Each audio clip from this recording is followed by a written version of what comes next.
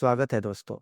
अब तक इस सीरीज में हम समझ चुके हैं कि ट्रेंड कैसे आइडेंटिफाई करते हैं, सपोर्ट और रेजिस्टेंस का क्या रोल होता है और एंट्री कब लेनी चाहिए और फेक ब्रेकआउट से कैसे बचा जाता है। आज का वीडियो आपको ट्रेडिंग का सबसे इम्पोर्टेंट रूल सिखाएगा और वो है स्टॉप लॉस। अगर एंट्री ट्रेडिंग का इंजन है तो स्टॉप लॉस उसका ब्रेक सिस्टम कह सकते हैं। अब आपको समझाता हूँ कि स्टॉप लॉस का सिंपल मतलब क्या होता है। स्टॉप लॉस का मतलब होता है वो प्राइस जहां आप पहले ही डिसाइड कर लेते हो कि अगर मार्केट यहां तक आई तो मैं ट्रेड से बाहर निकल जाऊंगा। दोस्तों, स्टॉप लॉस लॉस लेने के लिए नहीं होता, ये बड़े लॉस से बचने के लिए होता है। अब बिगिनर इसमें सबसे बड़ी गलती क्या करते हैं कि एंट्री तो प्लान करते हैं लेकिन स्टॉप लॉस प्लान नहीं करते, या प्लान करते भी हैं तो ट्रेड अगर गलत हो जाए तो स्टॉप लॉस हटा देते हैं। तो दोस्तों, ये एक इमोशनल मिस्टेक है और यहीं से अकाउंट का डैमेज स्टार्ट होता है। अब समझाता हूँ कि स्टॉप लॉस क्यों जरूरी है। ये बात जान लीजिए कि मार्केट में आपका हर ट्रेड सही नहीं हो सकता और लॉस ट्रेडिंग का एक नॉर्मल पार्ट है। स्टॉप लॉस ये डिसाइड करता है कि आप कितना गलत हो सकते हो और कब तक गलत रहना अलाउड है। एक प्रोफेशनल ट्रेडर जो होता है वो लॉस को कंट्रोल करता है, वहीं बिगिनर लॉस को इग्नोर करता रहता है। तो अब आपको समझ आ गया होगा कि स्टॉप लॉस क्यों जरूरी है। तो अब से लॉस को इग्नोर नहीं, स्टॉप लॉस को एक्सेप्ट करना सीखो। अब समझते हैं कि स्टॉप लॉस कहाँ लगाना चाहिए। दोस्तों, मैं अभी एकदम सिंपल बातें बता रहा हूँ क्योंकि अभी मैं ये मान के वीडियो बना रहा हूँ कि आप बिल्कुल बिगिनर हैं।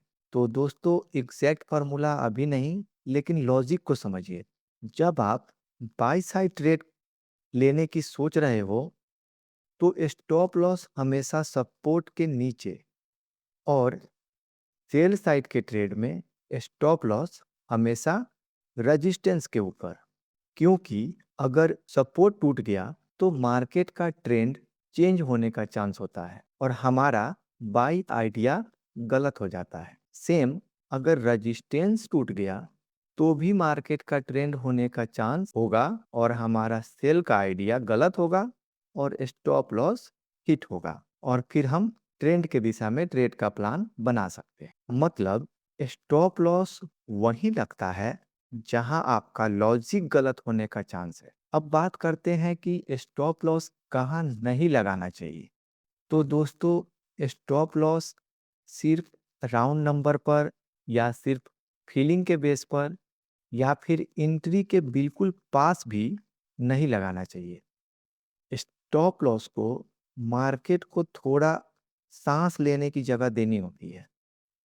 अब आइए रिस्क मैनेजमेंट के कुछ बेसिक रूल को समझ लेते हैं। तो दोस्तों, एक सिंपल रूल याद रखिए। एक ट्रेड में अपने टोटल कैपिटल का 1 से 2% से ज़्यादा रिस्क मत लो। मतलब अगर ट्रेड गलत हुआ तो अकाउंट को ज़्यादा डैमेज नहीं होगा। दोस्तों, प्रॉफिट तो बाद में भी आ सकता है, पहले कैपिटल बचाना जरूरी है। अब स्टॉप लॉस की साइकोलॉजिकल बेनिफिट को समझाता हूँ। स्टॉप लॉस लगाने के बाद सबसे पहले तो आपका डर कम हो जाता है, आपका डिसीजन क्लियर रहता है और ओवर ट्रेडिंग भी कम होती है। याद रखिए कि स्टॉप लॉस लगाना वीकनेस नहीं, डिसिप्लिन की निशानी है। तो दोस्तों, आज के लिए इतना ही। नेक्स्ट वीडियो में हम देखेंगे टारगेट कैसे डिसाइड करें, रिस्क रिवार्ड रेशियो क्या होता है और एक ट्रेड का कंप्लीट प्लान कैसे बनाते हैं। यहीं से आपका ट्रेडिंग स्ट्रक्चर प्रोसेस बनने लगेगा। तो आज के वीडियो से याद रखिए, स्टॉप लॉस बिना ट्रेड मतलब गैम्बलिंग, लॉस छोटा रखना है, कैपिटल सेफ रखना है और मार्केट में जीतने से भी ज़्यादा इम्पोर्टेंट है मार्केट में टिके रहना।